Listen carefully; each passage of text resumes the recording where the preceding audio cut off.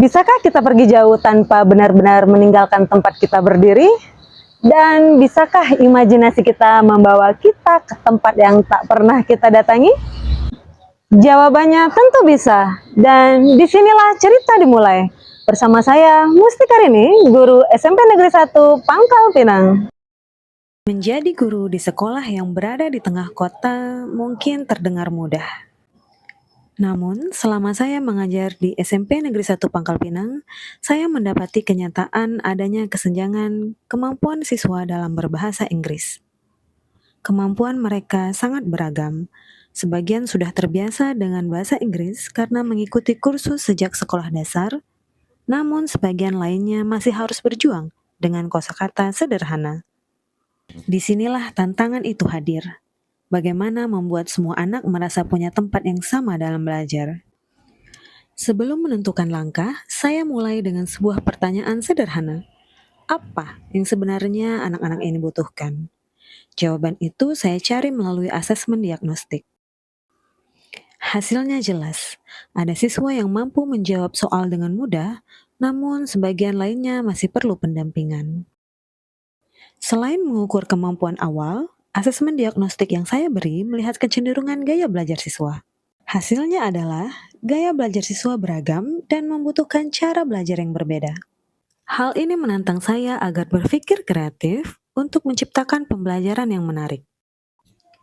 Dari sinilah, sebuah gagasan menggunakan virtual reality dalam pembelajaran. Dengan VR, anak-anak ini tidak hanya membaca teks deskriptif, tapi mereka bisa melihat, mendengar, dan merasakan.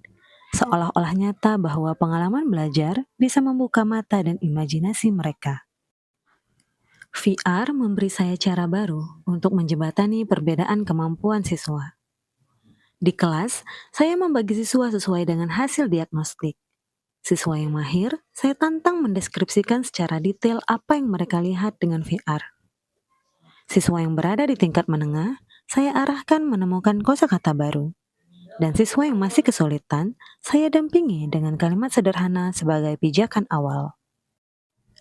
Dengan begitu, setiap anak memiliki jalan masing-masing, namun tetap menuju tujuan yang sama. Belajar tidak lagi tentang siapa yang paling cepat, melainkan bagaimana semua bisa sampai bersama. Di akhir pembelajaran, saya melihat sesuatu yang berbeda. Mereka tersenyum, mereka bangga, dan saya tahu sesuatu telah berubah. Gimana belajar pakai VR? Seru banget, mantap. Tadi lihat apa aja? Lihat pantai, gazebo, ada kapal juga, ada orang berenang juga, sama ada tempat istirahatan. Seru, asik, terus banyak hal-hal yang bikin jadi kehidupan nyata. Terus ada kalau roller coaster tadi itu kayak turunannya tuh tinggi, kayak nyata banget. Ya. Pengen lagi. Seru Seru banget, grafiknya kayak asli. Iya, terus ada experience baru yang belajar. Oh gitu. Kayak ada Seru pokoknya.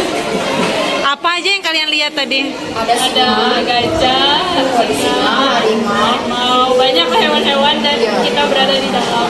kayak di dalam hutan, terus kayak alam sama awan kayak asli. Catatan refleksi siswa ini menjadi saksi. Ada yang menuliskan betapa pengalaman belajar kini terasa jauh lebih menyenangkan. Ada pula yang berkata, akhirnya ia mengerti materi yang sebelumnya terasa rumit dan membingungkan. Dan yang paling berharga, mereka menuliskan rasa dihargai. Karena setiap gaya belajar diberi ruang untuk berkembang. Banget asik banget men. Terus apa lagi yang dilihat tadi? Belajar interaktif kayak gitu. Baru pertama kali. Terus apa aja yang dilihat tadi? Aku tadi ngeliat ada harimau, ada singa. Bahasa Inggris bukan lagi pembelajaran yang menakutkan, melainkan petualangan yang menyenangkan.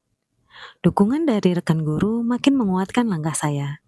Inovasi ini bukan hanya membantu siswa, tapi juga menyalakan semangat baru di lingkungan sekolah. Praktik baik ini juga saya bagikan kepada rekan-rekan di MGMP agar dapat memberikan manfaat yang lebih luas. Perjalanan ini tentu tidak mudah.